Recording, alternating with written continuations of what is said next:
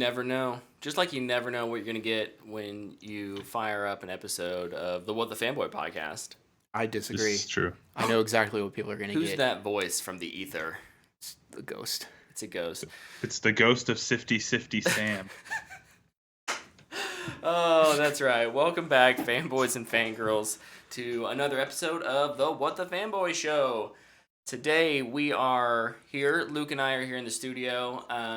Sadly, Tyler is not here with us, but he is with us still. His voice. You can't see him if you're watching the video. I apologize. There were some weird updates with software, and I take full responsibility. And you won't hold it over me, right? Never.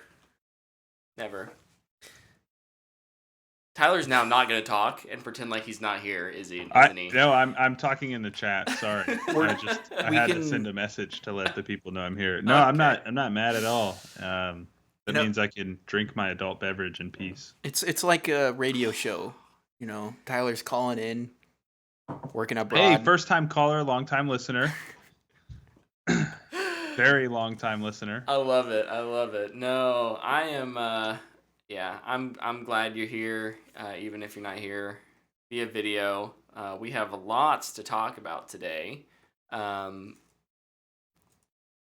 since you're the one who kind of got robbed of having a visual, let's let your beautiful voice take us into kind of what you did this week. You also robbed me of the Gotham Knights being on the bottom bar. I'm so sad. So sad. Dude, there was so much. There was so much to talk about tonight. Pretty loaded. It is pretty loaded. It's kind of crazy. I was thinking about that today. I was like, man, we have a loaded show tonight. So in the spirit of that, I am going to try and hustle through here kind of what I have. So I watched the Peripheral, which we'll get into a little bit later. I'll start with this. Thank you, Lepke. I played a little bit of the Modern Warfare 2 campaign. Oh. As that was released a week early for all digital pre-orders, which I think, we kind of talked about this when this was announced, but I kind of think that's a cool deal. Call of Duty campaigns are kind of brushed under the rug, and those developers have missed out on their product being played because people don't buy Call of Duty to play campaign. That's such a small market. But putting it out a week early, you get a lot of those multiplayer players who want to check it out because they want to play the game early. And so I checked it out. I've played, I think, the first 6 missions. I think it's a 17 mission campaign. I'm sure, people have seen the clips going around of the graphics in this thing. It's insane. It's technically so impressive. It's so pretty. The gunplay feels better than it ever has. All that to say, it's still a Call of Duty campaign, so it's exactly what you would expect from a Call of Duty campaign. It's no different. There's a traitor. There's always a traitor. There's always a traitor. You're always traveling all over the world doing this globe-trotting adventure. But it is fun to play. I'll give it that. I did enjoy it. It's a little bit slower paced. There's a little bit more tactical kind of gunplay, which is fun. But I've enjoyed it. It's been nice to play it a little bit. But the other big game I've been playing is Gotham Knights. That's right. Which that came has out this week. Kind of set the internet on fire with its reviews being literally as good as, perfect to as bad as horrible. And I'm here to tell you that any review you've read, whether positive or negative, it's accurate. It's accurate, and it's all in what you want from the game, I think. Interesting. It is the most mixed bag game I think I've ever played. I personally, I'll start with kind of my feelings about it. I've enjoyed it a lot.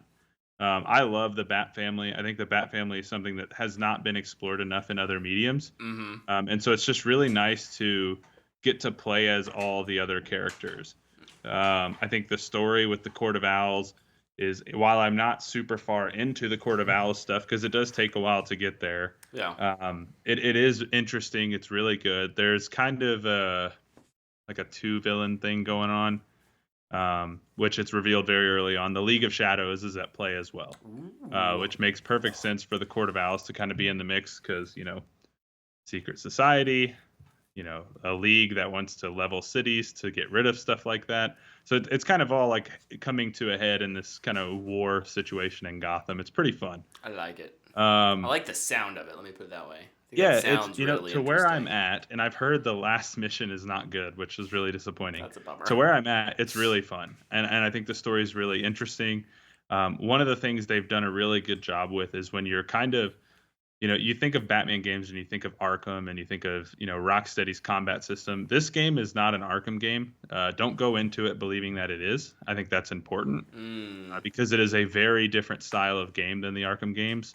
The only thing that's similar is they are Batman games. That's pretty much it. Okay.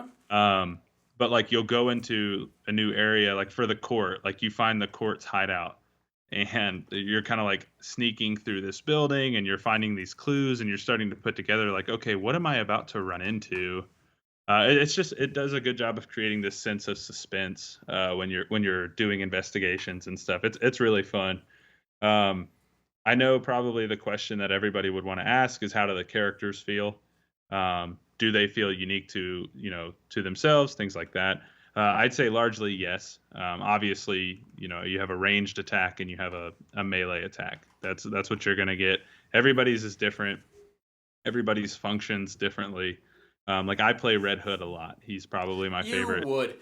First off, he would play Red Hood as his main. Yes. Come on, man. Branch out. It's his favorite character. Yeah, it's my favorite superhero character ever. I got you, Ty. I got you. Thank you. I appreciate that. Yeah, no. So I play a lot of Red Hood. Now I'll get to this a little bit here in a second. Okay. So I played as all four. Red Hood's, his pistols operate, as a ranged weapon, obviously, but they're used to you can relay status effects and things like that. Yeah. Whereas Batgirl's batarangs are used to disrupt attacks and there's different things. Like Robin has the slingshot. I think that's hilarious. He also throws, batarangs, but he has a slingshot for his aim down sight stuff. And then Dick has little things that shoot out of his eskrima sticks. It's kind of weird. Shoots out of his what? Is that a euphemism? Yes, it is a euphemism. But all of the characters do feel different. They all have different skill trees. Like Nightwing is kind of more the team booster. Batgirl's more used for hacking and stealthy. Robin is a full stealth character, and then Red Hood is kind of the hybrid bruiser character. No, I can't remember, Tyler. Outside of co-op, do you get to play as do multiple characters come together so you do get those kind of stacked benefits even outside of co-op, or is that only for co-op? Only for co-op. So when you're on your own, you're on your own. And it can be played fully single player, and I've not played any multiplayer at all, but I've enjoyed it, regardless. Yeah. Here's what I'll say: my least favorite character to play is Nightwing, which was really disappointing to me because he's probably my second favorite character in that lineup. Oh wow! Yeah. And it's not because he's bad. It's just because the other two are so much fun to play. I think, Robin being stealthy and, his cloaking stuff and setting up decoys. And it's just so cool. And the bow staff is so fun to use. Batgirl is probably the closest you can get to the Arkham games. She feels very similar to Batman in that, she has beat up moves and stuff that you just do tons and tons of melee attacks. It's really cool. Atta girl. She's dope. She's also I'm sure you've seen online, she's caked up, as the kids are saying these days. Her character model is quite attractive. I know who I'm playing as. Dude, she's fun to play.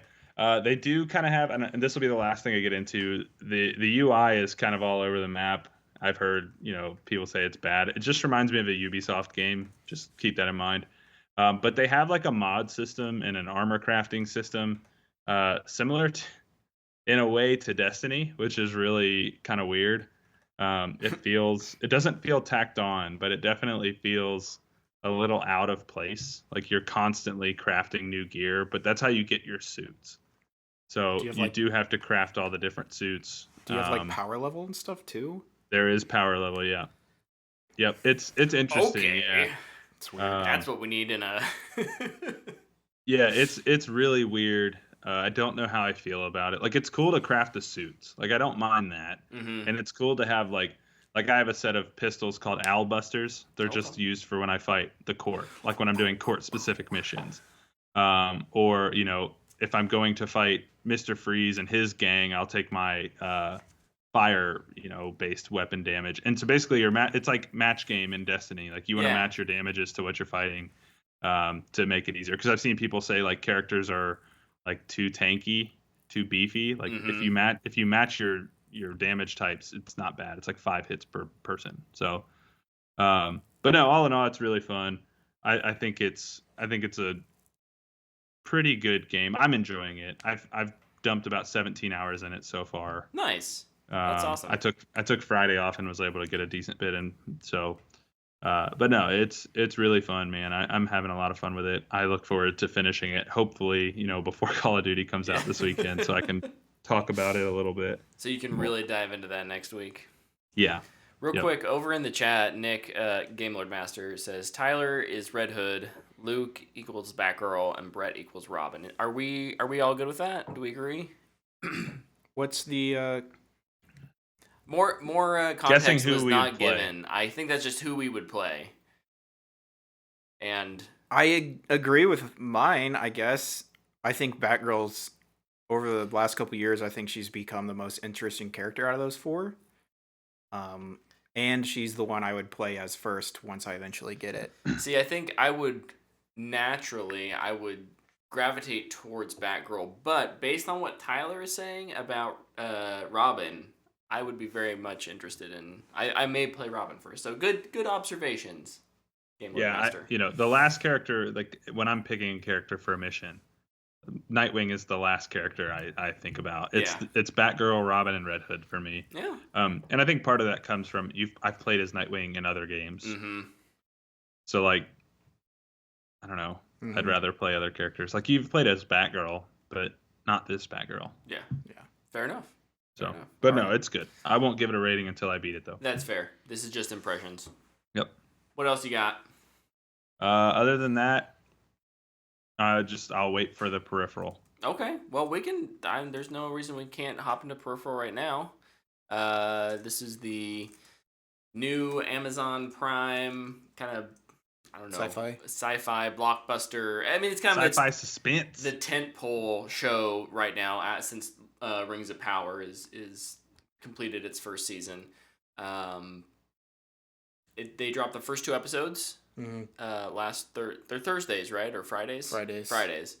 Oh yeah, Fridays. I don't know why I think Thursdays, but yeah, Well, Fridays. I think it's kind of like Rings of Power. It shows up It's like after Thursday night football. night. Okay, fair enough. Dude, Amazon's done such a good job with their marketing for these shows too on Thursday Night Football. Like, Yeah, they're just gonna beat you over the head with the peripheral. They're like, you're gonna watch this show and you're gonna like it. enjoy it. Yeah. What are your guys' first impressions of the first 2 episodes?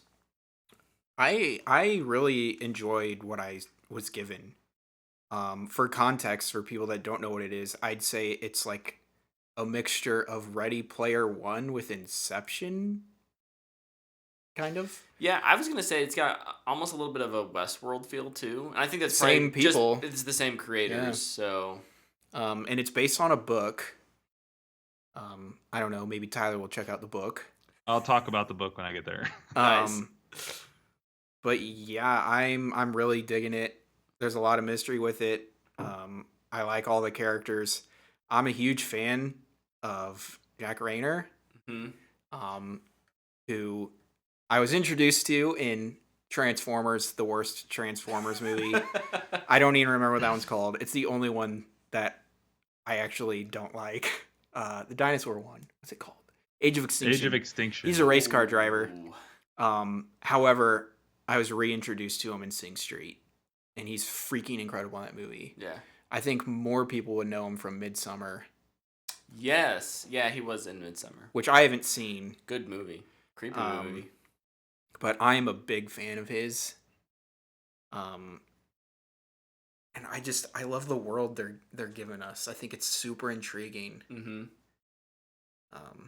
So I'm already locked into the entire season at least. Yeah, I think it, like you said, it's kind of a nice blend of some of these familiar elements and storytelling premises, but to make it like good, we have good characters too. Like I've really gotten attached to kind of what their inner conflicts are and the challenges they're having to overcome. That makes it more of a compelling story than something like Gamer or Oh my gosh. anyone else remember that Gerard Butler Modern day classic. I think Gamer might be one of the worst movies I've ever seen. Yes, absolutely. Oh, for sure. I don't even remember sure. who recommended that movie to me, but they're like, "Oh, dude, I just watched Gamer. It's so sick." I watched it. That person hated you is what you should have taken away from that. It was terrible. It was awful. It was. Oh my gosh. I don't even think I finished that movie. Oh, yeah, I did. It was bad. All I could think of is like, dude, their little gaming room thing was cool. That was like all I could think about. Yeah. Tyler, what are your thoughts on the first 2 episodes? I think you guys kind of hit it on the head. I'm all in. This really kind of the way I like to describe this show, because Dana's asked me, a couple of other friends have asked me about it, and the way I describe it is the Peripheral is if IOI was as evil as Ernest Cline tried to make them out to be. It's kind of how I think of it. Yeah. And I think it's just a really refreshing, it's not a superhero thing. It's not like, it's just so nice it's not like this giant IP that we're diving back into. It's so nice to get a show that is, by all accounts, other than obviously the book, but it feels like an original show. Like, yeah, it's just really, really nice to go into this and not know anything other than it's a book, right? Like, I know that it's part of a trilogy that's not complete yet. Yeah. Written by an author who was born in the 40s. So he's known for being forward thinking. He's known for talking about the digital age. Generally, that bodes well for stories like this. Dune, looking at you. So I think this show is by all accounts. I mean, I'm in for the whole season. I'm not going anywhere. Yeah. But I also want to shout out. You talk about Jack Rayner, which I'm a huge fan of his. I've not seen him in anything else. Obviously, he's in Age of Extinction, but I didn't even realize it was him. And I haven't seen Sing Street. But, dude, anytime he's on the screen, I'm just like, yo, this dude is phenomenal. Like, give me more of his character. But also, Chloe Grace Moretz is really good in this. She's really good, yeah. And I think this is the first thing she's done in a while. Well, so she was kind of a shut-in because of the whole body shaming thing that happened to her. And that's why I want to bring her up. Dude, she is like a really, really good actress. Yeah. That I feel like we've been kind of cheated out of because people are dicks. Yep. She's awesome. She's the most impressive thing in this show, not special effects, not this. Whoever their dialect coach is on set is doing such a good job with the Louisiana stuff. Like, it's seriously so impressive. Like, all the characters sound like authentic to me. Mm-hmm. And maybe it's because I'm not from Louisiana, but I did live 2 hours from Louisiana in high school, so I've been over there a lot.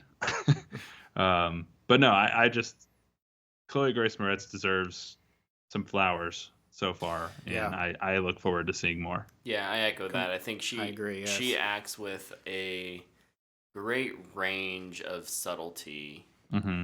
There are times when the scene is kind of flashing between what she's experiencing in the peripheral or whatever the word. Yeah. What's It's it called? It's called the peripheral, right? Yeah.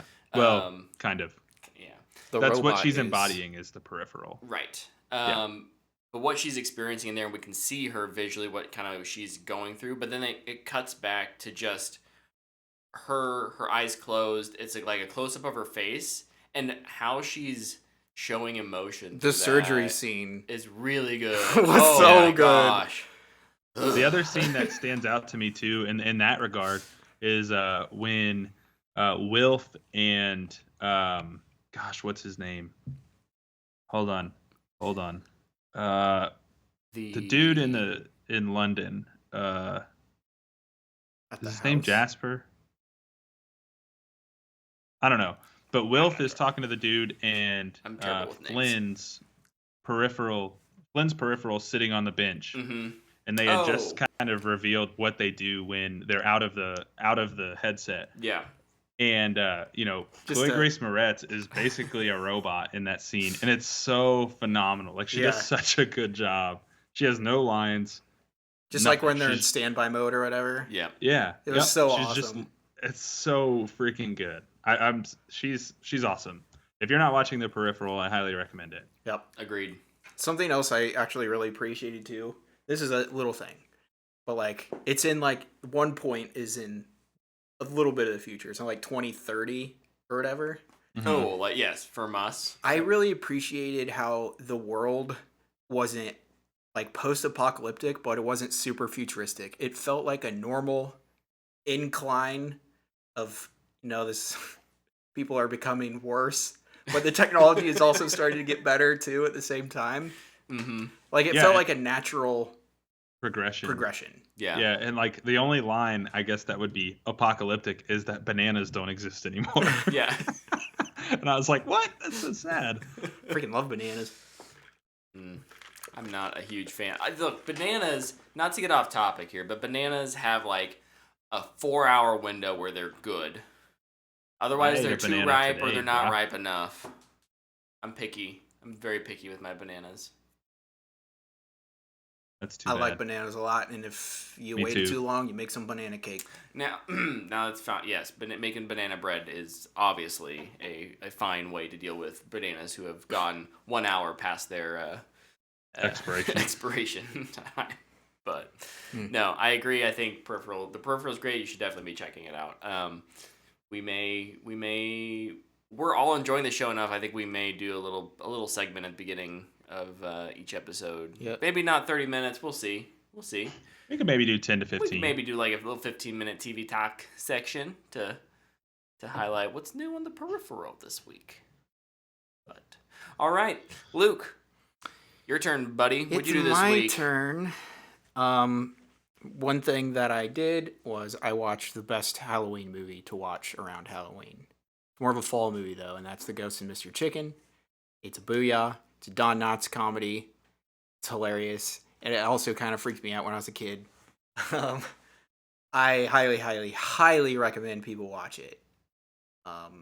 You can even watch it with kids. Not super young kids, probably. They probably won't be able to tell the difference of comedy and horror. Like I could. But man, that movie's so awesome. It is so funny. So if you're looking for a Halloween movie, The Ghost and Mr. Chicken starring Don Knotts, watch it. The other thing that I finally got around to doing, and I know Brett has been championing, and that's champion. Help me. Championing? Sure, whatever. What Tyler said. We'll go with that. I watched Chernobyl, finally. Yes! It's a freaking great show. HBO miniseries. It's only 5 episodes. It's a mini series. It's not true. A Manny series. Not Manny with an A. It's a Manny with an I. Oh, it all makes sense now.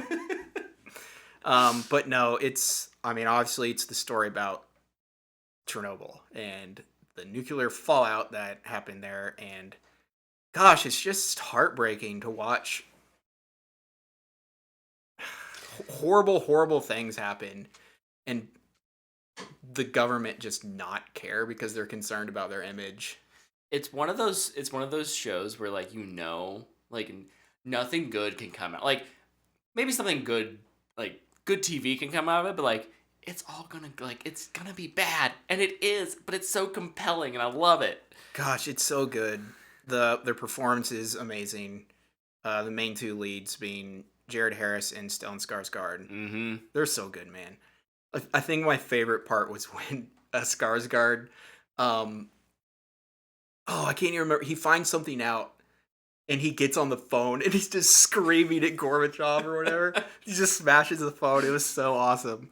The makeup and prosthetics in the show are insane. They're disgusting. there's some like truly horrific imagery in this show. The stuff, anything in like the hospital is just it's Like, so episode 3 it's so rough. is just gross. Yeah.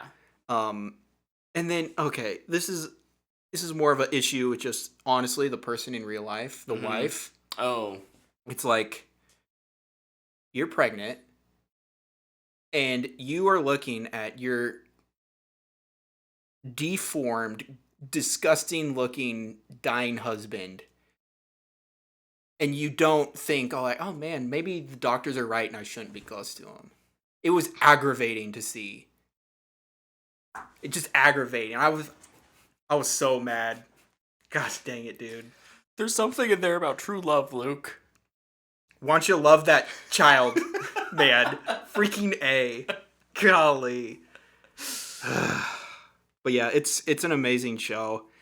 I highly recommend it if you have HBO Max. I think it's a booyah, even though it's really, really hard to watch. There's some really tough imagery in it. I learned a lot too. Yeah, all you know about Chernobyl is like things you see in random movies where like, oh, we had to go to Chernobyl, and it's like, oh well, the place is just like radioactive and people died. You don't actually know what happened. Yeah, Jared Harris explaining how nuclear fission and a nuclear reactor works is somehow like the most, at that time, was the most compelling piece of television. And it was like going up against Game of Thrones, and it was like, oh, I don't understand. Are you talking about the trial? Where he has the blocks? Yes! I've never learned so much in my life. It's amazing. And, oh my gosh. And one reason that I wanted to watch it is because the writer is doing Last of Us, and I'll kind of get to this later. The person who directed all the episodes is doing the Dune Jenna Bezeret show, which I did not know, which is got me hyped a lot for that show too. Yep. It's an amazing show. Please go watch it. Brett was right. Not that I doubted him. I never doubted you with it. Considered from a review standpoint the highest rated show of all time. Yeah. Yes, you were, Brett. As was most of the and world. I hope it. Yeah, I was gonna say, this is not like a super controversial hill for me to die on here. Hey, but you die on that hill. You own it. I hope it won every Emmy, and if it didn't, it probably went to the Crown, which is a different category because it's not a miniseries. The other thing that I started playing a Plague Tale Requiem. This is what I did instead of paying $70 for Gotham Knights because I was hesitant. I really enjoyed the first of Plague Tale, Innocence. I just had a major issue with its combat, which felt like it didn't need to be as much as it in the game. It's more of like a sneaky game, and then there's a couple boss fights, and you're just like, what the heck? And the combat isn't great. But I feel like they fixed a lot of those problems in the sequel, mainly because the sequel has difficulty settings, and I just threw it on the easiest one, and I honestly don't even know if I can die. I might have put it on that mode, and I'm totally fine with it. Actually, I can, because I've gotten eaten by rats a couple times. But I know there is a invincible mode that you can turn on, which actually might be kind of fun. I wonder if you can just walk across the rats and just but these games are super fun. They're very story driven. They're very linear, which are games that I really like. Stories that you can just kind of participate in. It's like a participatory movie. Did I say that one right? I honestly don't know. Precipitation. It'd be like an interactive movie. Like a participation, Participatory? Good lord. We are doing great. Keep going, Luke. Just keep going. But yeah, it's kind of like sneak around these guards, puzzle your way through these rats by lighting torches or just extinguishing them. It's really fun, and I love the story. I really think it could be a really cool TV show, especially now that there's a second game. It could be 1 or 2 seasons.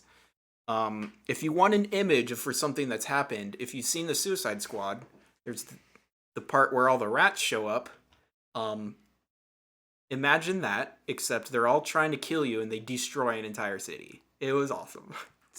I was a little worried, actually. The rats are gross, and I said it in the first game too. They're like squealing and crawling on each They have other. some good sound design to really. Yeah. There's bodies everywhere. This game is gorgeous too. It's okay. Yeah, it's super pretty, and it's amazing because people like post the images from this game, and right next to it, the new God of War that's coming out, and they look just as good. One's a AAA, and one's indie to AA. It's mostly indie. It's a lot smaller. A lot smaller. And it's really impressive. But yeah, it's awesome. I'm looking forward to finishing it. I think I'm on like mission 5 or something out of like 15, so I still got a ways to go, but nice. I'm digging it. I'm glad you're enjoying it. That's great. You're up. I'm up. All right. Well, that means we get to talk about House of the Dragon, a Game of Thrones show, or something like that. Glass Onion, a Game of Thrones show. Yeah, I was trying. That's exactly what I was riffing on. Like, this is essentially, Game of Thrones, just a prequel, and that's fine. It's a great setup season. Season 1 just finished. It's 10 episodes long. It takes the familiar Game of Thrones themes and it weaves them into a new, fresh drama around kind of that iconic Westeros Iron Throne. Betrayal, incest. There's not as much incest, but there is some. Knew it. And oddly, by halfway through the season, you're like, am I okay? Am I okay with incest? I hate to say it, but you ask yourself that question. That's gross, Brett. I'm not saying it's not, but you're gross. You gross man. I'm not saying I'm pro incest. That's not what you said 5 seconds ago. I'm saying the show does a good job of telling you that these characters should be together. Anyways, I'm gonna keep moving on. The season doesn't really rush into anything. It leans instead on the characters and the slow but steady descent into distrust they have for each other, along with like some very poignant misinformation, or I mean, there's that in the original Game of Thrones too, with kind of the small council and some of who's telling who what. But a lot of the conflict in this series, it's one of those things where like tragically it could have all been avoided. And classic. Instead, people misinterpret things, or someone kind of gets the better of another in terms of, whispering into their ear. And I think that is something that Game of Thrones did really well for a majority of its seasons. And it's something that House of the Dragon picked up on and just ran with in a really, at full speed, really well. I think there's not a ton of action in this first season. It was very reminiscent to kind of what like the Rings of Power gave us. Kind of one decent set piece, and then some smaller clashes. One really big, really awesome. Yeah. Okay, one really awesome thing, and a bunch of smaller things. The visuals and production design, cinematography, I think they're unmatched. Thankfully, it's honestly something you can always trust HBO to do. They do a great job, and I'm super sad that Miguel Chapoknik, whoever the kind of the season, the showrunner / director for most of these episodes. Oh yeah, she said she's done. He's done. He's yeah. Sorry. He's not coming back for season 2. But that said, like I think the show has proven that it has its footing on solid ground. They know where they're going. And I think the season 1 is a pretty easy fanboy worthy overall. It seems like they've learned maybe a little bit from season 8 of Game of Thrones and said, okay, we're gonna, they're still doing things quickly in some instances. They have the weird, like, we're gonna jump 10 years and change these characters. It works. I don't know why. I guess maybe it won't work for some people, but for me, I thought the specifically the actresses that were mainly doing it. I think there were some male actors who did it, but male characters who aged up as well. But the female characters, kind of the two leads, their younger counterparts to their older counterparts, it worked really, really well. They really did capture the spirit of who they were, and it felt very cohesive. I think the music continues to be great. It's a little weird hearing the Game of Thrones intro during the opening credits because but like when you think about it, it is still Game of Thrones. They're still fighting over the same thing, so it kind of makes sense in a way. But it never felt out of place. It never felt weird. It felt familiar but fresh would be kind of my overall, like, what is the one thing about, like, the one selling point on House of the Dragon is that it's familiar but fresh. I have fresh to death. A couple cons might be, like, specifically, like, they do a couple episodes like in the night at night, and their day for night coloring is just bad. It's just bad. That's been addressed by the current showrunner for season 2, that they're like, yeah, we heard the feedback. It looked really good on our multi-million-dollar coloring displays, and we understand that, you know, people are watching it on millions of different display types. Maybe we ought to, like, aim for the lowest common denominator. Yeah. In those scenarios.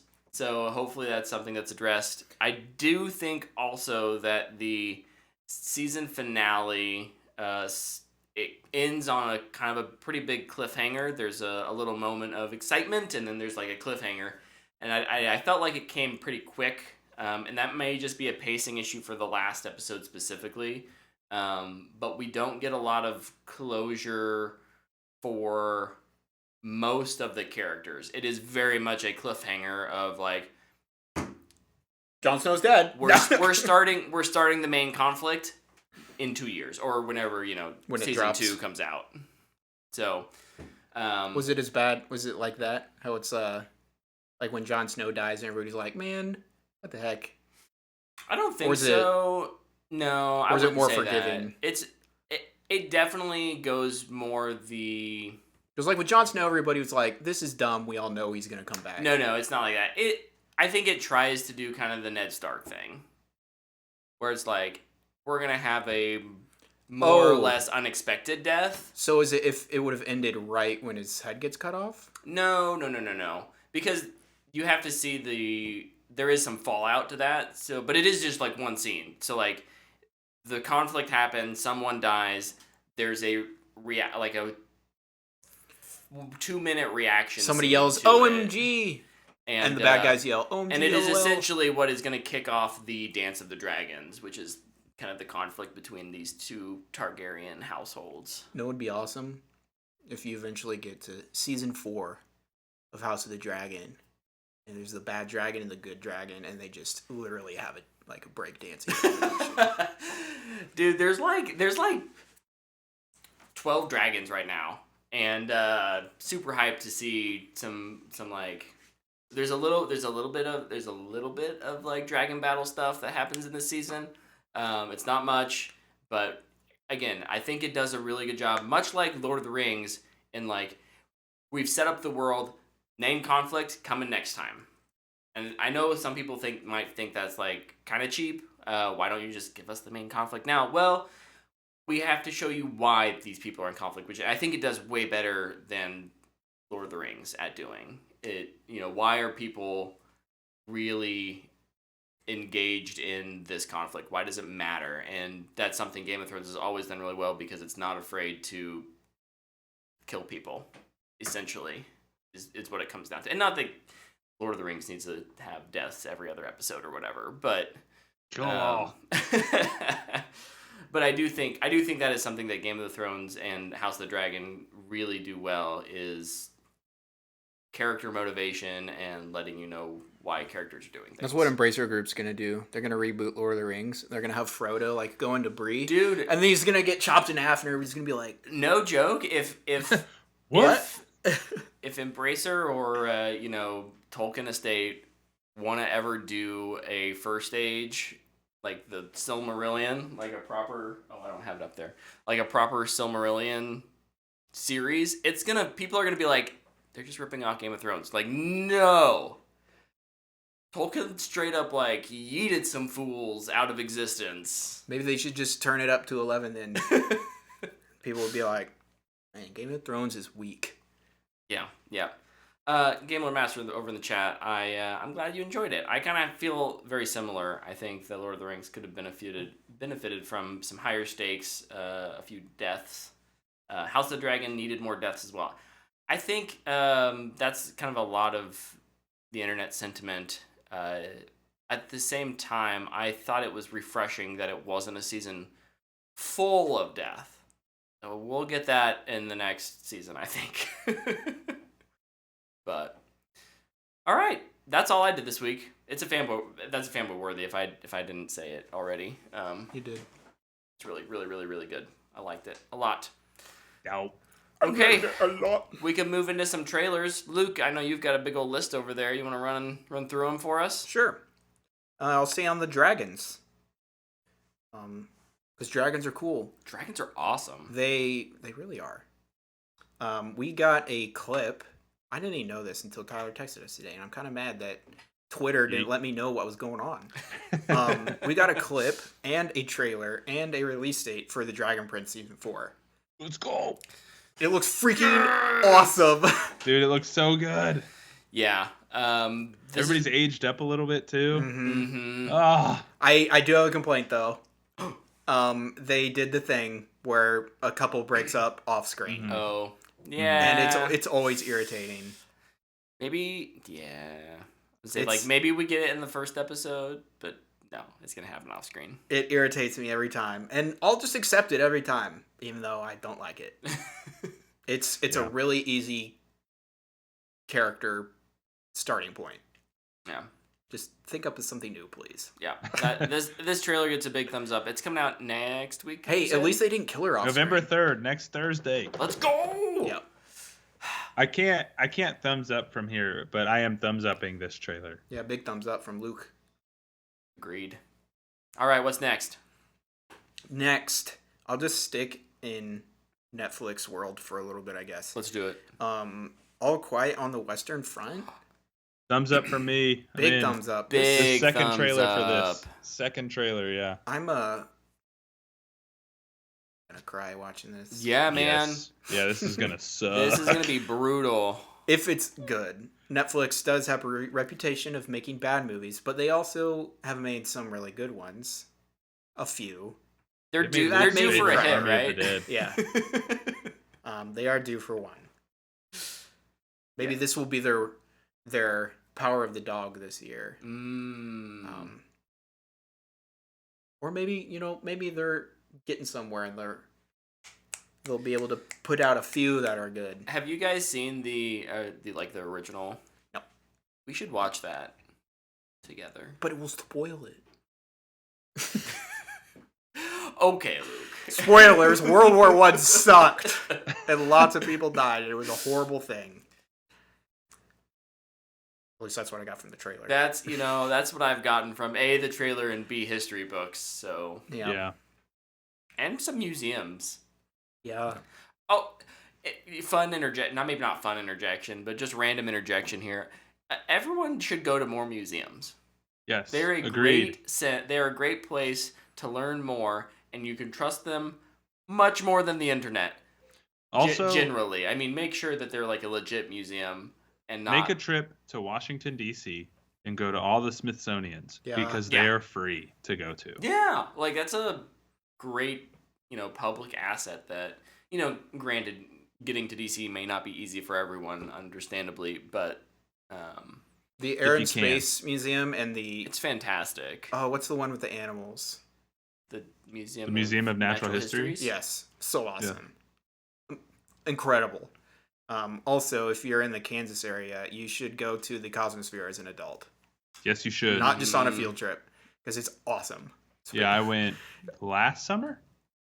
I went Really there with fun. like my entire family, and I was walking through it, and I was like, "This is the coolest place in Kansas, probably." Like, it's awesome. Dude, Tyler, you'll figure this out here soon enough. But like going to museums with kids is one of the most eye-opening things because they're just in awe over everything.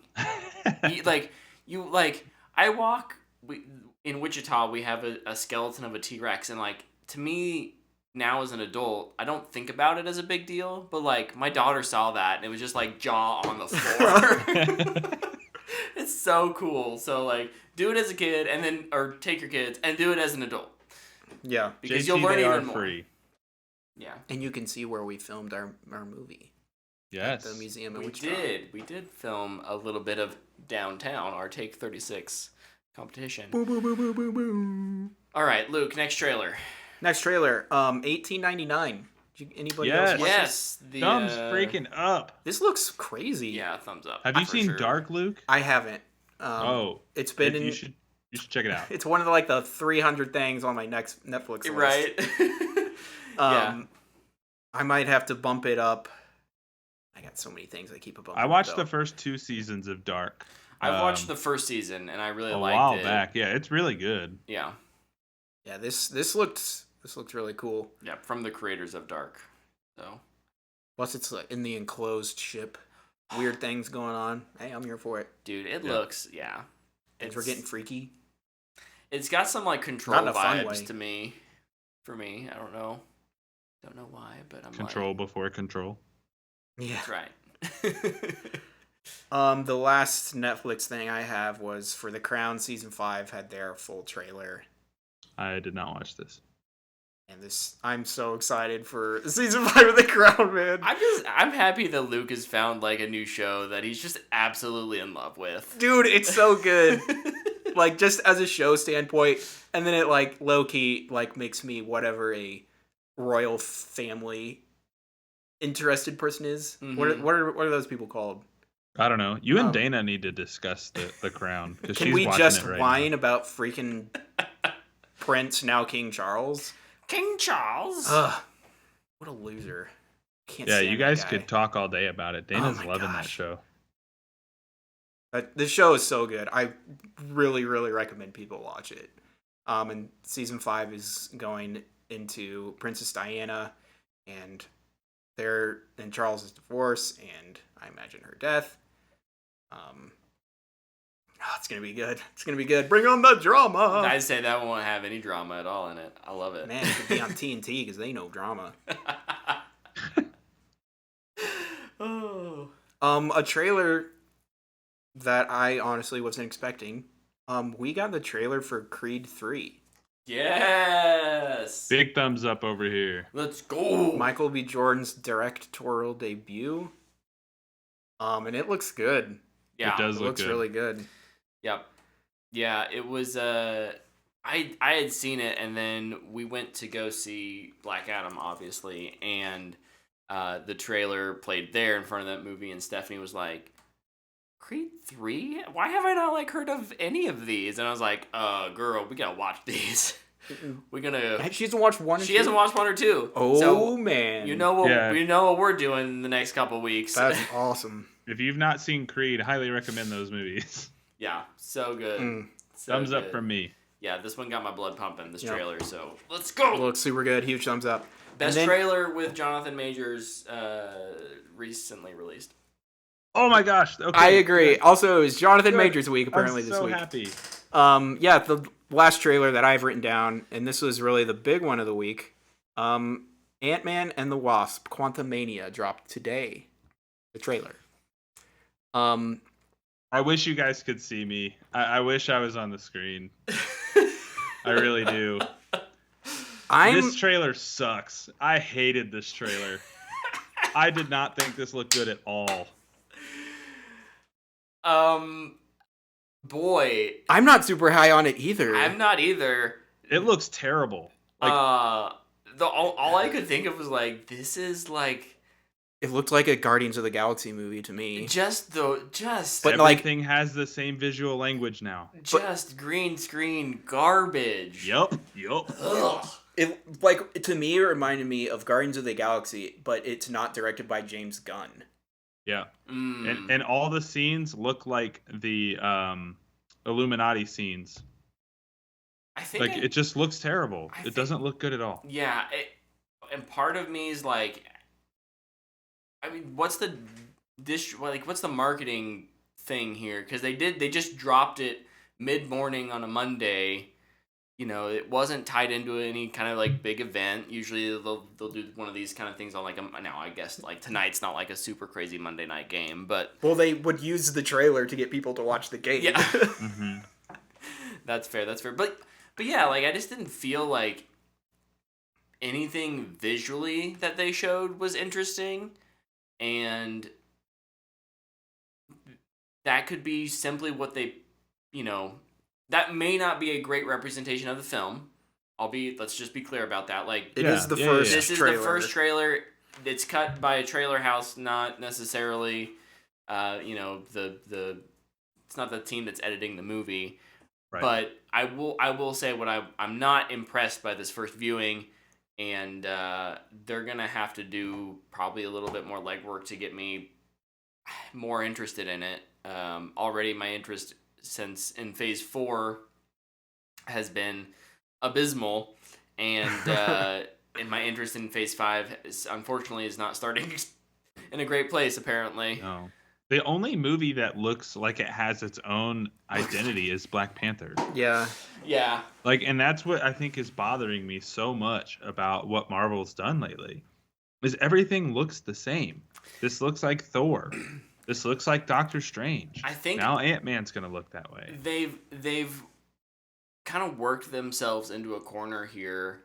All of the movies that you just mentioned, Tyler, Thor, Doctor Strange, Ant-Man, they are all in such fantastic old places that they all by default almost have to be completely CGI places. Now you'll have some sets that are made, but when then you have a very strong visual language and everything kind of looks the same. I think this is again, it's kind of like if it was one among many, and there's a large variety, I don't think we'd be feeling that. But because we've seen this thing kind of already, and you can compare it to the Black Panther trailer, it's just not visually interesting. Mm-hmm.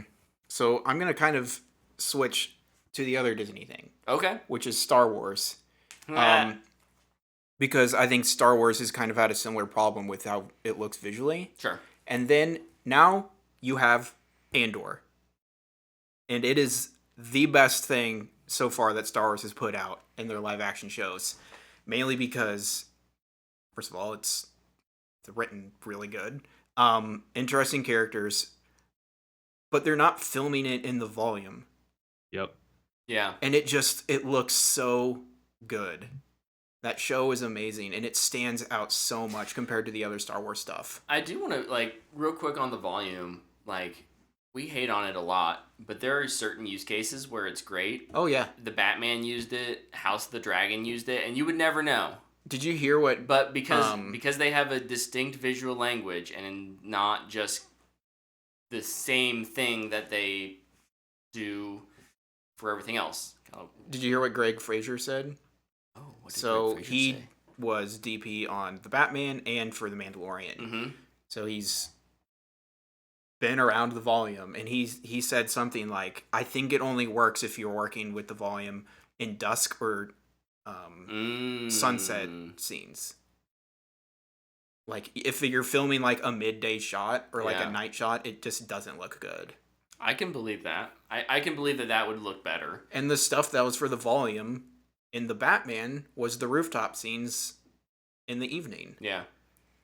And I know in House of the Dragon, kind of the same thing. There's a shot of them on a bridge, kind of in front of Dragonstone, and it's at golden hour. And one of the actors commented it was great because we didn't have to rush through anything. You were able to capture that golden hour light for an entire day if you needed to, as many takes as it took. So there's absolutely use cases for it. And I feel like Marvel now has just hit the point of film everything there. It's just cheaper to film it in a volume if we have it, and if we don't, we'll just put it on in a green room or in a blue room. Was there anything in the Ant-Man and the Wasp trailer that you guys did think looked good or was interesting, or was it all just kind of distraction because of I like the music mainly based on where I think the story is going to go, because it was giving me Wizard of Oz vibes. Mm. And the song was oh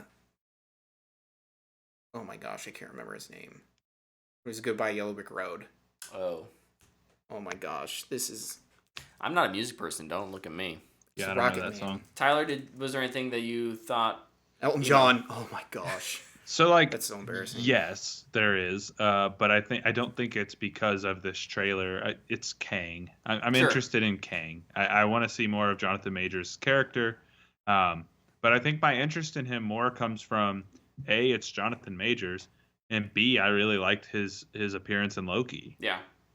And so like this trailer doesn't make me go, oh man, I can't wait to see Kang. It's me knowing that he's in this movie makes me I want to see this. Oh yeah, Bill Murray was in this.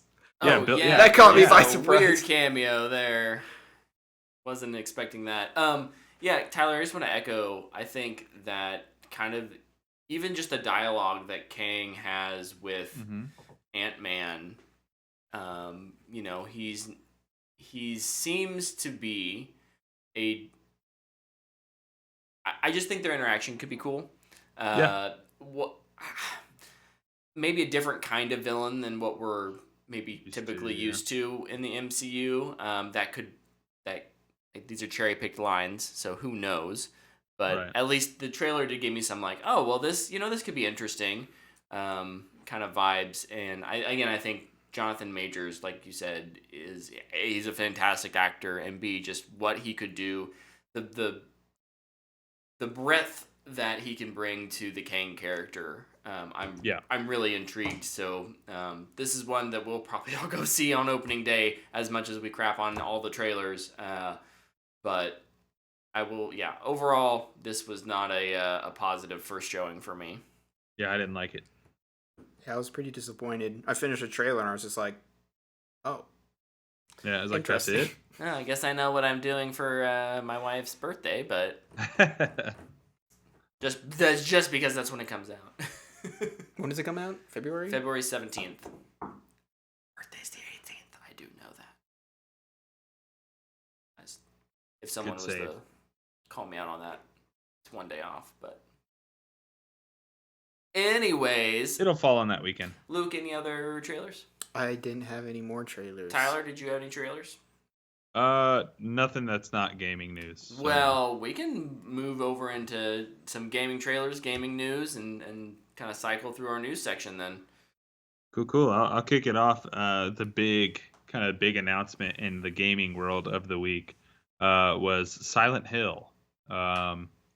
This has long been rumored to be happening. Silent Hill had its own event, and they revealed a Silent Hill 2 remake, Silent Hill Downfall, Silent Hill F, Silent Hill Ascension, and then a movie called Return to Silent Hill. Oh my. Jeez. So there's a lot going on in the Silent Hill universe. I think a lot of this stems from the success of Resident Evil lately, and what they've done with their franchises, which will lead me into my next story. The Resident Evil 4 remake developer walkthrough came out last week. I gotta say, man, I know you guys don't play Resident Evil. I recently played Village. This game looks really pretty. Like the RE engine that they use for these remakes and they're using for their games now is really good. Like the games just look phenomenal. I'm interested in Resident Evil 4 now. Yeah. Based on this, it looks really interesting, and it's one of the more action heavy ones, which makes the horror a little bit more digestible. Yeah. And it's third person, so third person tends to not be as scary. But no, lots of good horror games in the pipeline. We got some Dead Space gameplay last week. We got Silent Hill and Resident Evil 4 this week. I mean, there's a lot of good horror things coming out in the later this year, early next year. So. All right. Awesome. Luke, you got a story for us? I don't have any gaming news. Oh, I don't have any other. There probably was. Then I've. Oh, I have forgot. one more. Fallout 4 is officially getting a next gen update. Oh, I hadn't heard this. Yeah, so it's the 25th anniversary of Fallout right now. So there's been a little bit of sporadic news dropped, some videos. There's a really cool little trailer that I saw on IGN. It was about like Fallout 76's launch and just like how weird the community is now and like what they do. They do like plays within. So they've done like Romeo and Juliet, and like people will just go watch it. There's a Okay. lot of really interesting things. You should check out that trailer. It's really All funny to right. see like what their community's doing. Yeah. But on the heels of that, they announced that Fallout 4 will get a next gen update, which is perfect timing because I just downloaded Fallout 4 on my PlayStation 5. Just because with Starfield approaching early next year, I wanted to kind of dive back into that at some point. So Sounds good. That was supposed to come out in a month. Less than it a month. was. It's supposed to come out in 2 weeks. That's crazy. Oh well. Oh well. All right, I do have a gaming news. Apex Legends got a trailer for its new season, Eclipse. This season is bringing a new map and new hero. The new map is Borealis, I think. It's a moon, shattered moon. And Catalyst is the new character. Catalyst's abilities look crazy and awesome. It's like she can control nanotech, and like reinforced doors. Her ultimate seems to be like a giant wall that she can just throw up. There's a wall. And the new map looks great. What I've seen in terms of just kind of the trailer and some comments about what the developers are trying to do in getting more character or players to like explore the outside of the map, those points of interest before going into the middle, I think will be a nice shakeup for the formula. So Tyler, have you seen this trailer? No, I didn't watch it. But I did see that it's out. Yeah. So that launches next week. So November 3rd, right? yes. Yeah. Oh, the same Dope. day as Dragon Prince. Ah. Psh. One will have to happen after the other because I can't Yes. focus on both of those. What other news do you guys got? Luke, what you got? I kind of just mentioned it earlier when I was talking about Chernobyl. There's been a lot of casting and stuff for Dune: The Sisterhood, which is about the Bene Gesserit, tie into the Dune movies. I'm not gonna go through all the names. Are there any like big market names? I'd say the two that I at least recognize is Indira Varma, she was in Game of Thrones. She was Pedro Pascal's wife / lover thing. However the relationship worked. Lover in the night. She's She's playing Empress Natalia. I don't know if Tyler knows any of these characters. And then the other one that we would know is Emily Watson, who played the girl scientists in Chernobyl. Oh yeah. She's playing Valya Harkonnen. Nice. Those are kind of the two I want to point out.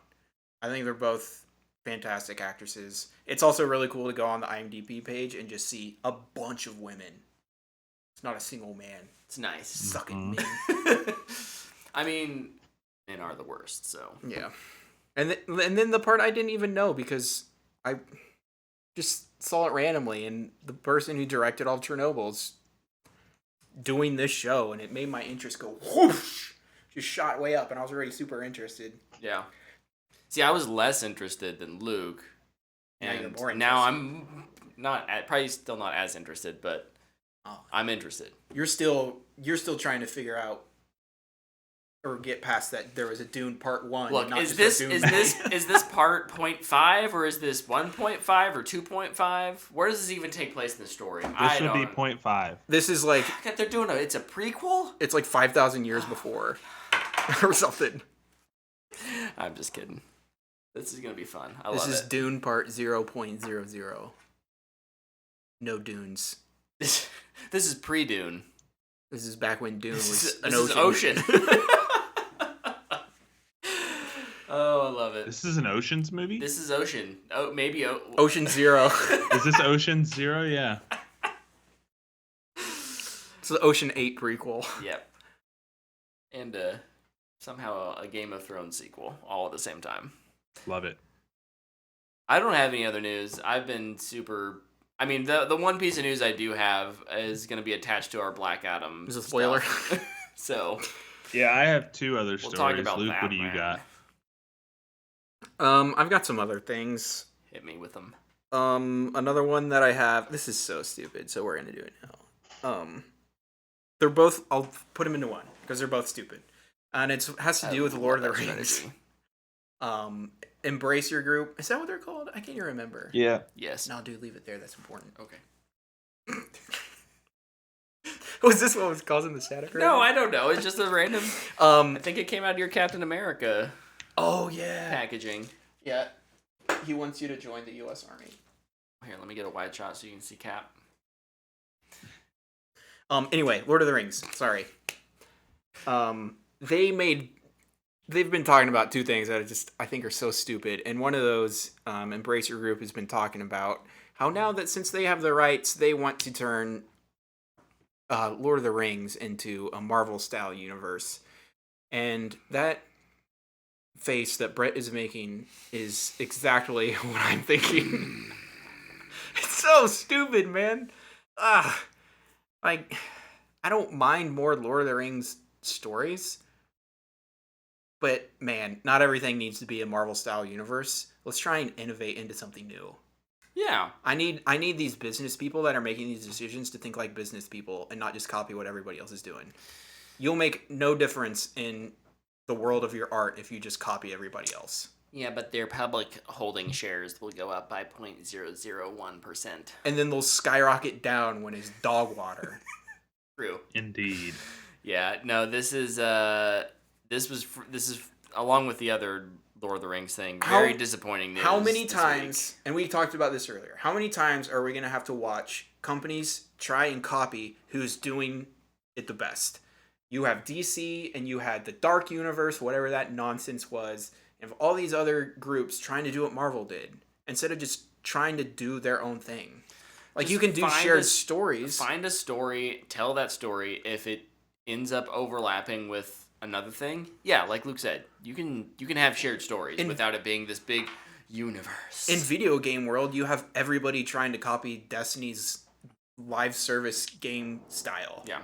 And they've all been crap. Or have died. Because they weren't willing to put money into it. Anthem. Anthem may have been crap and died. No, that game was awesome! The game was awesome! I'm gonna replay Anthem this week. You broke my heart! EA, god dang it. Or BioWare, whoever made that. Ugh. Anyway, super dumb. Be creative with your properties, please. The other side of it, this is even dumber. Even more dumb. Lord of the Rings is, Warner Bros. I shouldn't say Lord of the Rings. Warner Bros. Oh my gosh, I forgot about this. They're turning the Fellowship of the Ring into an NFT.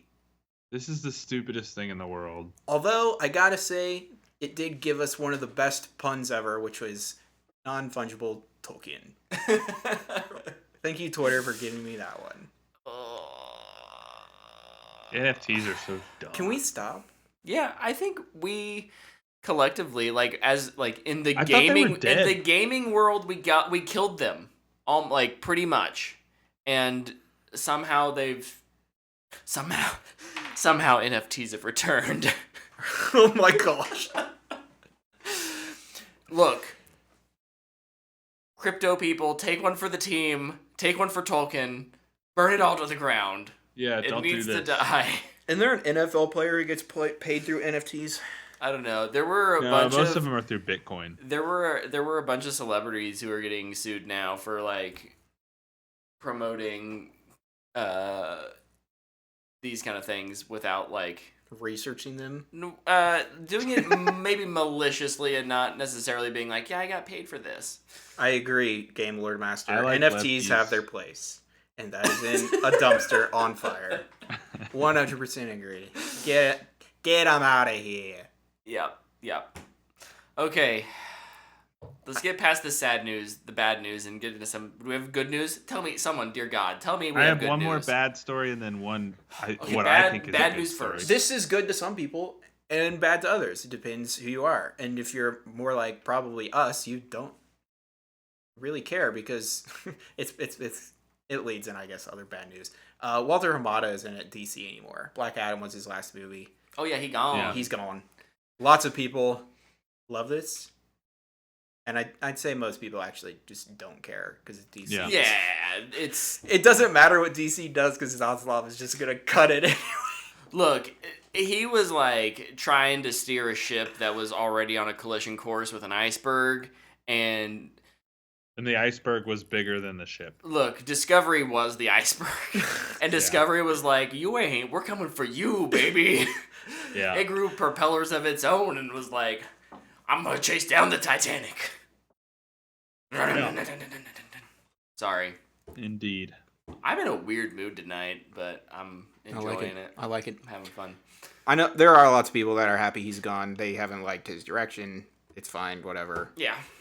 I think it makes sense. It's kind of going to be it's a nice reset point for DC anyways. Whether or not you like what... It's a good reset point until we reset it again, you know? To what I yeah. was going to say, which reset point? It's, yeah. Once Paramount Early comes on. in and buys... Who's going to own Warner Brothers in 2025? That should be a prediction. My prediction would be on Disney. God, no. Oh, it hurts. Okay, good news. Someone, I might please. cry a little bit Tyler, if that happened. do you have good news? No, I have bad news first. Apple subscription services prices are going up. Apple TV will be $6.99, which was previously $4.99. Apple Music is $10.99, previously $9.99, and Apple One, which is the combination of the two of them, is $16.95 a month versus previously being $14.95 a month. All other services go up. You have to go up too. I get it. Yeah, but they've got like billions in their back pocket, so do they? I mean, the rich got to get richer. Look, it is still... It's not a matter of do they, it's they were going to do this no matter what. It's still Yeah. it's still the cheapest it's still like Yeah. super affordable actually. So like Quality too. yeah. Great I'm quality not terribly stuff. not terribly surprised or mad at this. Yep. Yeah. And then here's what I view as mostly good news. Okay. Because I think this will be the most different part of this IP we'll get. And that is Damon Lindelof is writing a Star Wars movie. Oh yeah. Luke and I talked about that news, and it already passed out of my mind. He did Lost, he did Watchmen, he did The Leftovers. He does weird stuff. Really weird stuff. And they've since said this isn't a part of the Skywalker saga. We're getting Frog Nun movie. Yes. Dude, I hope so. Let's go. He did say it'll be, or they did say it'll be separate from the Skywalker saga. Right now, it's just its own thing with the opportunity to go forward if it's successful. The director who is attached directed 2 episodes of Miss Marvel. I'm going to apologize now for butchering her name, but Charmine Obaid-Chinoy is the director who is attached. Curious which 2 episodes. I'll have to look that up. Keep talking. Yeah, I don't know. But I don't know, man. I really like what Damon Lindelof did with Watchmen, which, by most accounts, people viewed as untouchable. Mm-hmm. And I thought what he did was fantastic. Except the creator. The creator. Yeah. Alan Moore freaking hates Anything. anything. It, but he does Alan hate Moore it. hasn't watched it. He but does hates hate everything. It doesn't matter. He hates it. Yeah. No, he stated that. He's like, I didn't watch it, but I hate it. What a mean man. But yeah, this excites me. You're right. What are you right about? I don't know. I agree. I do like Lindelof, but I don't know. I'm ready. It might be too weird. I'm gonna put this in the category of I am wait and see. Very interested, and I'm gonna give it a 30% chance of actually making it to production. I'll take those odds. Not happening. There are so many things that Disney and Lucasfilm are constantly exploring. And at the end of the day, I'm like, unless it's going to be a smaller thing that fits on Disney Plus. It's gonna have to make $1.5 billion. They think it's gonna need to make $1.5 billion for them to greenlight it to be an actual movie. So, this is maybe gonna change directors 2 times and then maybe get made, but probably won't. But I'm interested. All in all, look, I'm down for anything that mixes up the Star Wars universe, and Lindelof will do it. For me, at least try. Yeah. For me, it's a matter of when it takes place and who's in it. That's a really big thing. And me and Brett were talking about this before. Yeah. We're ready for the time jump. Yep. Whether it's forward or backward, like, we're ready for it. The only thing I want to take place that happens right after Rise of Skywalker is the animated show that will fix the sequel trilogy. Cool. That's my last news story. My last news story is we're getting The Conjuring 4. One of the few horror things that I watch. Yeah. I'm a big fan of the series, and I'm excited for a 4th one. Me me too. too. We need to get you to watch some more horror things. I know we always say that, and then we, like, 1 or 2 a year we get you to watch, but... Hey, if Flanagan made it, I'll watch it. Yeah, you love that guy. I mean, we all do. He's great, awesome. man. Are we ready for our Black Adam review? Actually, I have one more story. You lied to me, Luke. Well, this really isn't a story. This is Okay. just something we have to do. I'm going to take this. I'm going to copy paste it into Google. Oh. What is it you copy pasted? Is Helen Hunt going to be the Twister sequel? That's right, every week. I'm looking at the first couple articles. Might return from 6 days ago, so no. She still hasn't signed on Still yet. not in yet there yet. All right. We'll check again next week. We'll have an update. I'm glad you're keeping track of this for us. I love this bit. Oh, all right. Well, let's move on to our Black Adam review. The hierarchy of the DC universe has changed Because and Walter Hamada's not there anymore. That Bingo. he predicted that, didn't he? That's amazing. The Rock is a freaking He predicted psychic. that 13 years ago when he announced that he was going to be playing Black Adam on Jimmy Kimmel or whatever. Yeah, this movie has been a while in the making, and did it did respectable numbers opening weekend. 67 million domestic? Yeah. 140 worldwide, I think. I don't remember. It was curious to see what that second week drop's gonna be, but What did that one tweet say? It was the second highest box office for any character that wasn't Batman, Superman, Wonder Woman, Aquaman, or Shazam, or the Joker. or the Joker. So it's like in 8th place, you know. We call that searching hard for a win. You gotta find that. You gotta find that headline in there somewhere. This was never a movie that I thought would get close to any of the other DC movies. So for me, when I say it was respectable, I think this is where I kind of thought it would land. Obviously, probably lower than what DC would have hoped for, but you know, it not a complete and total crash and burn in terms of kind of audience reaction and overall box office. But let's go ahead and give our impressions. Tyler, what was your kind of spoiler-free review? You have a tweet, about it. On Twitter, I just agreed with Luke's tweet, but what I wrote here is a fun superhero action flick. Not great, not bad. The Rock is surprisingly good in the role. The JSA is a lot of fun, and I had a fun time. Oh, Tyler had fun with it. All right, Luke. I did tweet something, and I did have a letterbox review, but I'm gonna go in a different direction. I love it. Which was more of my reaction 2/3 of the way through and at the end. Okay. Hit me with it. And this is where I agree with Luke. The second act ends in this movie, and I'm sitting there going, what the heck? This movie's been pretty dang fun so far. Like, it's violent, and it's super fast paced. It's pretty much nonstop. It's loud. And I was just like, this movie is getting reviewed terribly. And it was one of the moments where I was like, and I don't really understand why. and then the third act started, and I instantly knew why. Yeah. The third act in this movie is horrible. It's so bad. It's I was saving that for pros and cons, but it's it's horrible. So bad.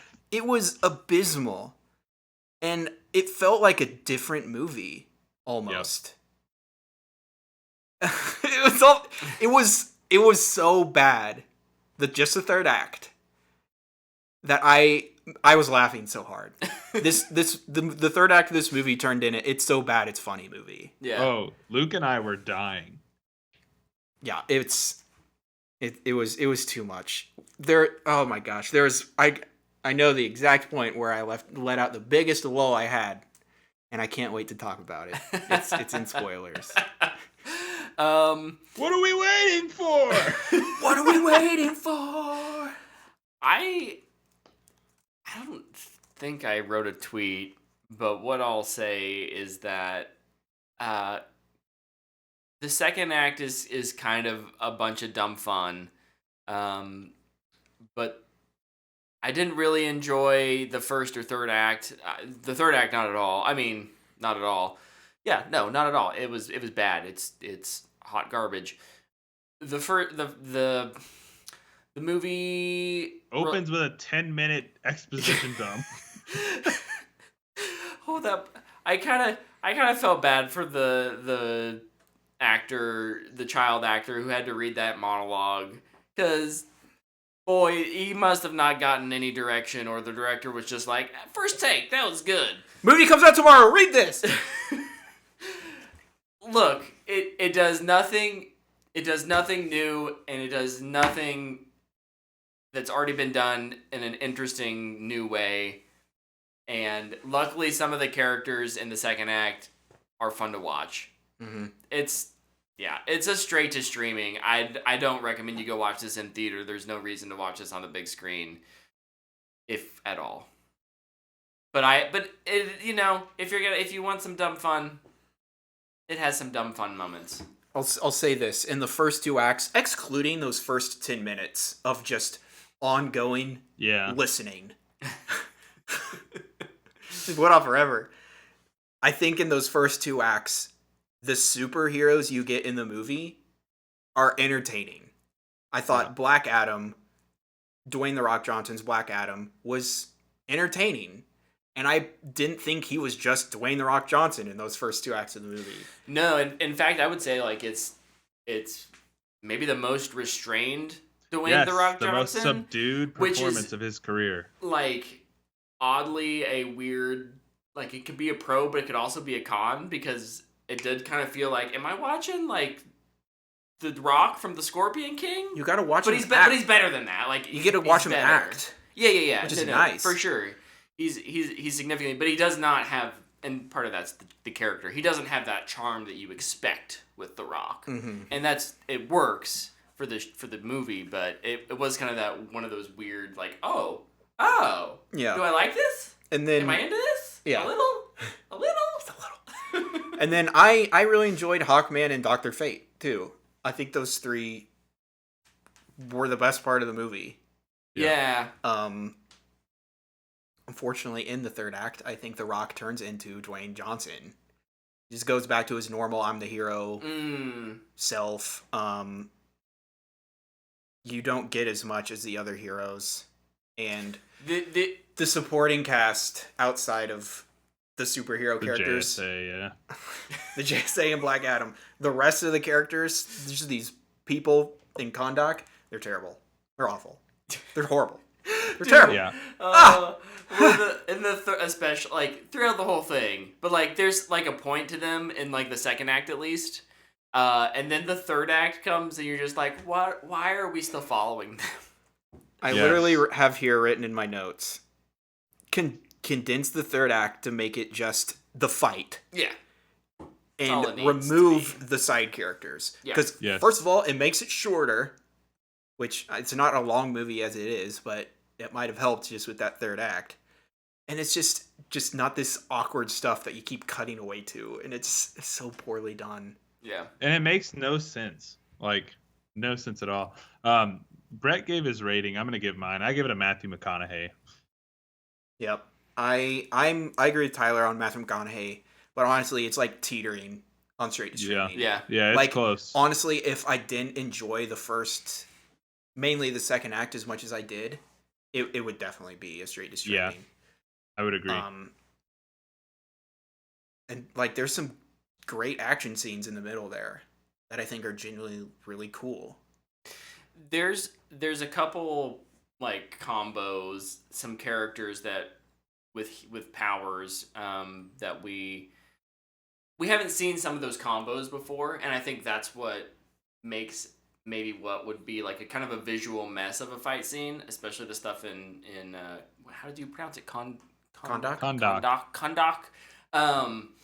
A little like bland to watch. It makes it really interesting. You have some really vibrant characters, and Color Cyclone and specifically is like really fun to watch. I think Atom Smasher, he's kind of the humor, and like their interactions are fine in terms of the acting, but in terms of what they're doing together to fight what is ostensibly like a Superman-esque character, I think is at least fun to watch, more so than just, Man of Steel punching each other in the face, which unfortunately kind of what the third act does, but but like you said, the second act is at least a little bit entertaining in that regard. Mm-hmm. Yeah. Should we jump into pros and cons? Yeah, let's do it. So my first pro was The Rock. Just his subdued performance in those first two acts, to me, it was like, okay, he's willing to secede who he is to a character, which was really refreshing to see because we've not seen that from him before. But I thought he did good as Black Adam in those first two acts. Yep, I agree. I don't know if I agree. I'm thinking pretty neutral on The Rock. I think I was just really surprised that I didn't get as much as The Rock as I did. I was expecting just the same thing. I thought he was just going to lay on the wrestler persona and go. And that's fair. I think for me, I think of it as like this character could have been so much more with almost any other actor. Oh yeah. But there's more nuance. But would the movie have even gotten made with any other actor? Probably not. No. So like is that a bad thing? No. No. Yeah. It's a what if it's Leonardo DiCaprio? Oh my gosh. So never mind. We'll talk about that later. But Luke, you saying would it be a bad thing if the movie didn't get made? I would almost answer yes. But there's one reason this movie is worth it. And we'll get to it later. Yeah, we'll get to that. The main pro I have, I liked how violent the movie was. Brutal action is one of mine as well. And you heard people talking and The Rock talking and all this stuff, articles online, like, oh, it was rated R at first, blah, blah, blah. And like, you hear that all the time. And then you have people like getting turned into bones and crushed. Dude, slammed to the ground and arms being ripped off. There and were I was some like, wow. Younger kids in like the row in front of us at the theater, and I was like, are they okay over there? I'm worried for them. Putting your dad pants on for a little second. A little bit like, are you responsible adults? Like, bringing your children to this mature Luke and I talked movie. about that walking out of the theater. It was like, you hear that all the time. Oh, this was rated R, and you kind of just brushed under the rug at this point. But like, I can see a very clear path to this being a rated R movie. Like when I watch it, like just from the action alone. So many people being slammed so hard into the ground, and it doesn't move away. No. And then the part where he throws a guy and then he just drops his arm. I think me and Tyler are both like, whoa. Like in any other movie, he just gets thrown. Yeah. Yeah. But I'm a little glad they did keep the PG-13 rating. That way it will make at least a little bit of its freaking huge budget back. Yeah. That's fair. What is the budget for this movie? Do we know? $200! Too much. Really? I think this is one of the most expensive DC movies $195. Yeesh. Man, that's ridiculous. How much of that did they spend on concept art? How much did they spend on The Rock, keeping The Rock for 13 years? And I guess we're not in cons yet. I would say, what other pros do we got? My other pros the JSA. Yeah. I thought they were really cool. Specifically, Hawkman and I appreciated how angry Hawkman was. And Dr. Fate. I think both of them. Yeah. I kind of mentioned Cyclone and Atom Smasher earlier. I think they're fine, but they're obviously not a part of the main storyline. Like they have their own little side story. They're basically mercs who are brought in. Yeah, and the JSA, because or at least Hawkman and Dr. Fate have a really complicated relationship that's very obvious. Those are two actors who can act the crap out of bad dialogue and aren't given anything great. I don't think it's awful writing for the most part, but I think they do a good job of selling you on that relationship and what it kind of means to especially for Dr. Fate to have that curse and gift at the same time. Mm-hmm. Yeah, and I really enjoyed Hawkman and Dr. Fate, but at the same time it kind of stinks because I both think both of them are really turned down. Dr. Fate is a psycho, crazy powerful person. He's like a world beater, dude. Yeah. He could solo like anybody. It's crazy. But it's also the DC universe where everybody can solo anybody. Right. Because like and this is like a little kind of a con, and the only reason it's a con is because they mention it. They mention how everything Hawkman has is made of nth metal, which is like, you think, Marvel's, you got adamantium and vibranium. Well, in DC over here we got nth metal, which is pretty much all the metals made Eternium. Screw Eternium. It's not real, I don't think. But like, nth metal is pretty much a super power in itself. Like, it can just do anything. And one of the things it can do is disrupt magic. And he's fighting a magical character. Mm-hmm. So it's like you're watching these two heroes fight, and it's just like, well, like, he's covered in this stuff, and he has this magic mace. So like, if you know anything about that, then he would have wrecked that. It makes it feel like. So like, honestly, just don't even mention that everything's made out of nth metal. Well, it's fine. If they didn't, he couldn't have had the cool suit up moment while he was falling. Fun fact: I hate that. The costumes that just boom. Yeah, he should just have the wings. The one time it worked was in the second to last Avengers movie when it was like, oh, Iron Man now has nanotech. It worked then. It should have never been used anytime else. And throughout the movie, he kept losing nano. It worked. Like, it was part of the story. Now it's just, I'm Peter Parker in my school clothes. Well, not going forward, because spoilers, he has a new suit. Who's Peter Parker? / old suit. Clever. I agree, though. I'm tired of costuming coming out of nothing. Yeah. Just feels lazy. Give him the wings. Like, in the comics, he just wears the wings always, and it looks awesome. Although I did think his costume was super cool throughout the movie. Other costumes. When it was like all out and he was in, I thought it looked great. I just didn't think it needed to disappear into nothing on him. Yeah. Yep. That covers my pros. Just wait for the Green Lantern movie, Brett. Yeah. My last pro is the post-credits scene. Yeah, I didn't want to say it, but yes. As you can see, I don't have a lot of pros.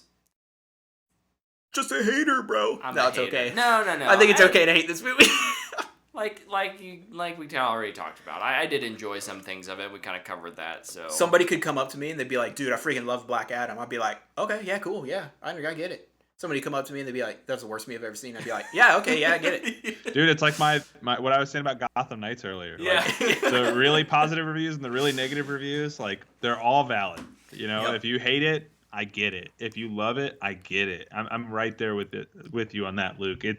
This is very much that kind of movie, and like, the Rotten Tomatoes scores definitely tell that same story. Like, critics have critics score is 39%, audience scores 90%.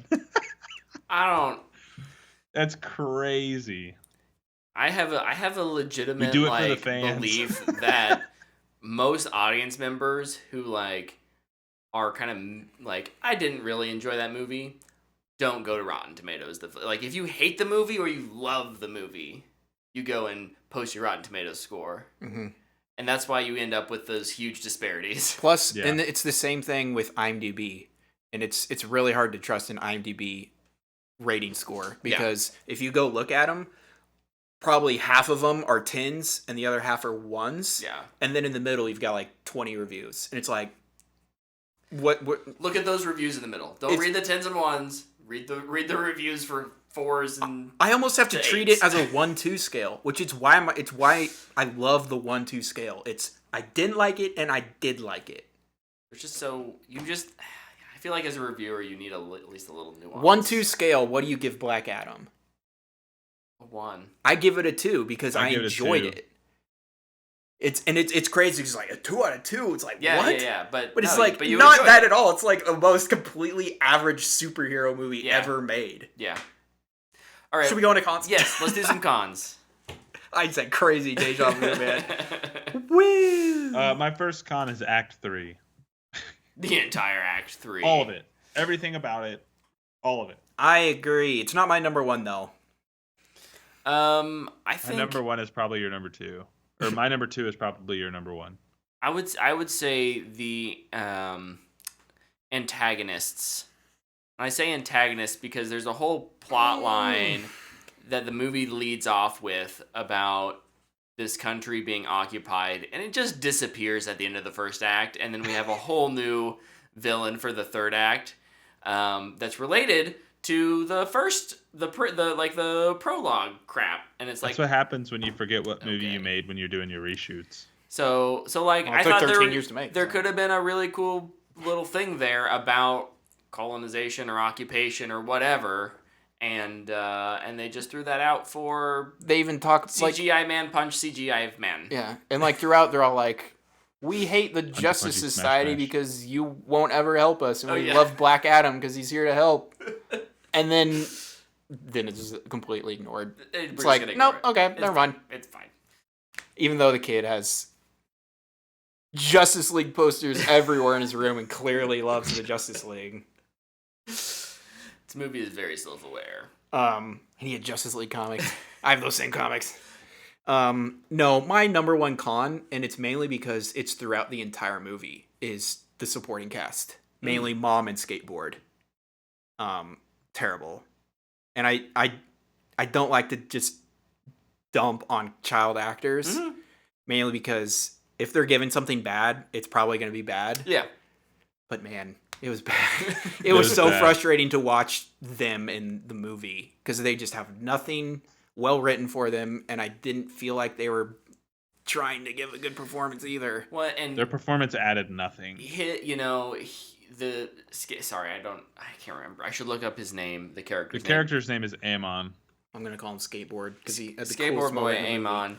I think his interactions with Black Adam and or The Rock is where some of that subtle acting in The Rock kind of wavered for me, because it just kind of felt like The Rock was like, their relationship very much felt like I'm a fan of you because you're a wrestler kind of thing, and like it could work to some degree, but the acting on either side wasn't good enough to actually sell it. So it just kind of felt like The Rock on set being like, I'm working with this kid who probably is enamored by me, right? And rather than, I don't know, I think a character like, no, I can't say that. I can't say that. Deadpool 2. Deadpool has a relationship or friendship or some kind of relationship with the kid. I can't remember his name, but like that felt so much more tangible than what this was. And yes, part of it was because as an anti-hero or a whatever Deadpool is, like he needed something from the kid, not necessarily I'm gonna like it, and it turns into something else, and this just never got to that point. Yep. Which is never believable for me. So yeah, my second con is Amon as a whole. Yeah. He was just on the screen too much. Too much. Don't need it. Yeah. And I kind of agree with you, like the fan of the wrestler thing. Like, we get it. Black Adam is very powerful. We don't need some kid running around fanboying after him the whole movie. Like, we get it. We're all here in this seat because we want to see a Black Adam movie. And I Like, think you could have done something really cool where maybe there's that the population is kind of enamored by him, cheering him on, and then he's not necessarily a hero, and he turns people against him. People are all of a sudden afraid of him because he won't control himself. oh yeah, that's a whole thing too. But that doesn't happen because of the mystery box aspect of the movie, which was that. You guys know that was coming. I mean, Which one? I guess spaced off. maybe slight spoilers here, but the fact that he's not the chosen not one? the chosen one, like that was telegraphed pretty obviously to me in the trailers. Stephanie didn't remember it, so like to her, like that kind of like, oh, that worked. But for me, it was like, oh, why is he not a hero? Yeah, because he's the chosen one's dad. I figured it out when they wouldn't show his dad's face in the opening narration. But you could clearly tell it was the Rock. Yeah. It's like, oh, he's slightly less muscular. Okay. Mm-hmm. Yeah. Other cons? The villain, Ishmael. Any villain. Yeah, not good. I did think it was cool that they brought Intergang into the movie. That was dope. Because I'm like watching the trailers and I'm like seeing all these hover bikes and things, and I'm just like, what the freaking crap is this movie? It's because Intergang uses apocalyptic technology. Apocalyptic, like Darkseid and all them. They use their technology. Where'd you get that from? The leftover? I don't know where they got it in the movie, but I thought it was probably cool that Michael Keaton. Yeah, Michael Keaton was like, I'm Darkseid. The Flash brought some back after he did his spinning. Yeah, they'll explain it after the Flash. Yeah, for sure. But yeah, anybody that was a villain was bad. I wasn't a huge. This is gonna maybe seem real nitpicky. Do it. I hope not, but like, I didn't think, like the color palette, and I didn't think anything. I didn't feel like the location felt that interesting. It just kind of felt like a desert. And I guess maybe for a little bit they were in a desert. Maybe that's what they were going for. But I just, they do one little, we're going to fly away for 5 minutes and drop you off in the middle of the ocean, and then we're right back. They went to Thanos' farm. And... They went to a farm for a little bit. I leaned over to Tyler. I was like, they're at Thanos' farm. Oh, gosh. Yeah, I just, for as big of a budget as this was, and is I don't know, as cool as the ancient civilization meets urban modernization could have been. Like, there was the statue, and then there was like the citadel, and it just kind of felt like we're just in, I don't know, Pakistan or something. Like, it didn't ring with like that uniqueness that something like Wakanda has. And I get that Wakanda's different. It has resources and money, and it hasn't been colonized. But what do you think's more powerful, the flower or Eternium? Who wins in a fight? It's the flower plus the vibranium beats the Eternium. What about unobtainium? I was hoping you'd go there. My last con, but I'm going to just switch this into, this is how you make the movie. Mm-hmm. This is how the movie should have been made. Yeah.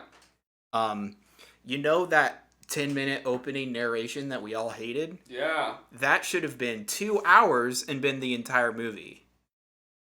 The story should have been that, and it should have been, here's how Teth Adam went nuts. I don't hate it. And why he's imprisoned. I don't hate it. Boom. Movie. I can be down with that.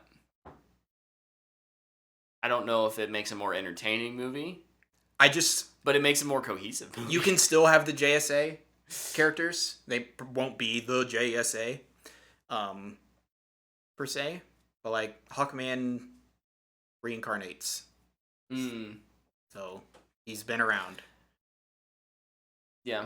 Just I was hoping that would always be the movie when they announced it way back when. You know, and you can tie it into Shazam so much easier. I'm thinking about a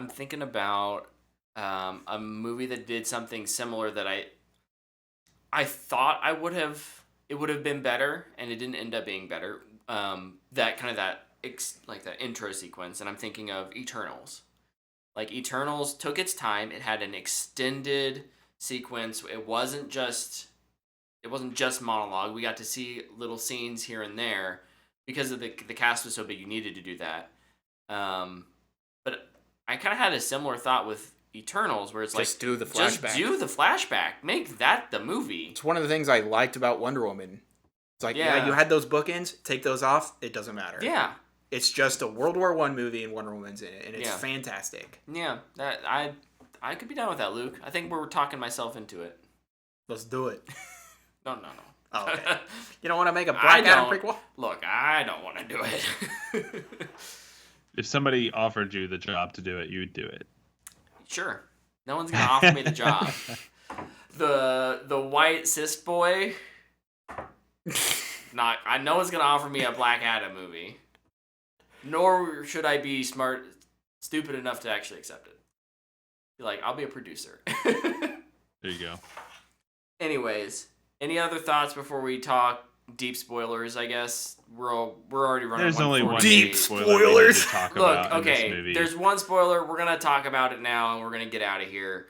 So consider this your warning if you want to not be spoiled for the post-credit scene. That's already been spoiled a million times. Yeah, you probably already know, but that is your warning. 3, 2, 1. So we got Superman back. Let's go. It was just so beautiful to see. It was so beautiful. The suit. So blue, so blue, gold, red, so red. Gold. He had the hair. The hair. Don't look at my hair. My hair isn't as pretty. Just pretend I had Look at my hair. It's also not as pretty. It's a lot closer though. I also really love the line too that he has.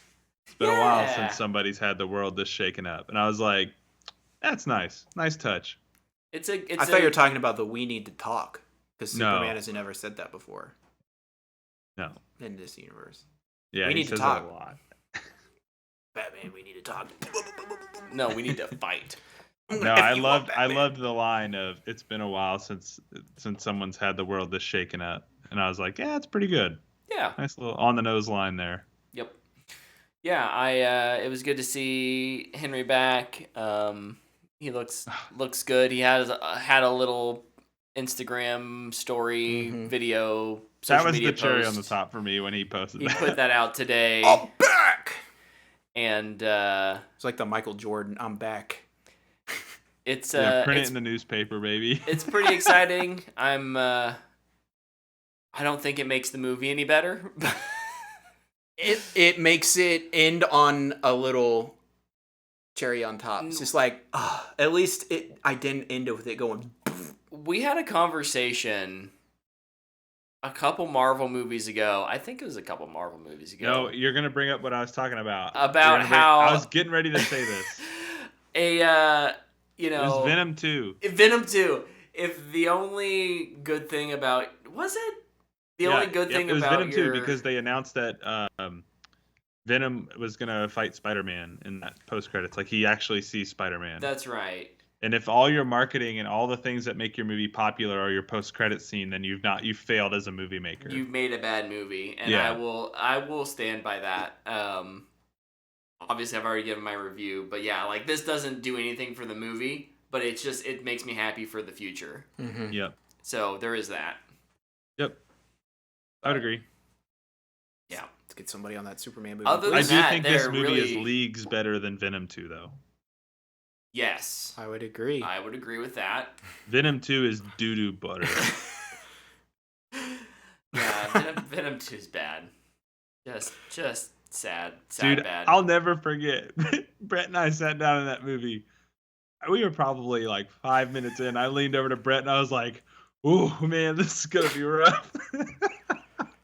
I saw that one by myself. Look, I'm so sorry, dude. I'm honestly at this point, I'm kind of glad that like the Morbius and the Venom movies exist just so that we can go to the theater and have these kind of experiences where we're like, oh boy, what are we in for tonight? Dude, I wish, Brett, you had gone. So Luke and I talked about this after Black Adam. Mm-hmm. Luke and I have this, like, it's like an unspoken thing. But, like, anytime something, like, just so stupid is happening in a movie, we don't say anything to each other. We just both have this, like, really recognizable laugh that we've got to do. And, like, the whole third act of Black Adam, Luke and I are just doing it the whole time. We're just like, what is happening? Lost it when that little child picked up his skateboard and just wham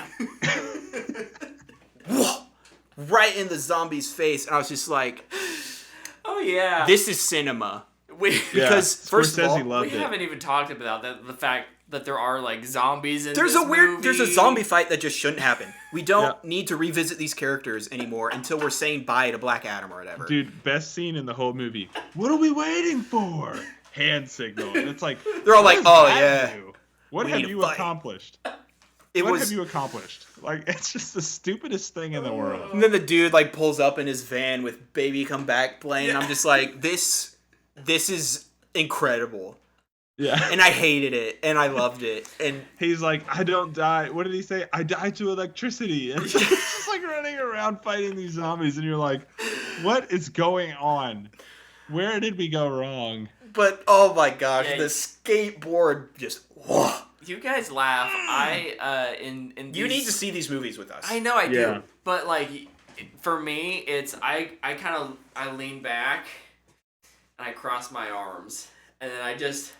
As like a disapproving father. I think me and Tyler, once we start to hate something, we realize that we're only going to help ourselves if we try to make it fun. Fun. And when the task is appointed to me to make a movie good, that's when I know it's not good. If it's on me. Yeah. It's on the screenwriter first. Failed. It's on the director second. Failed. It's on the actors third. You did okay. Yeah.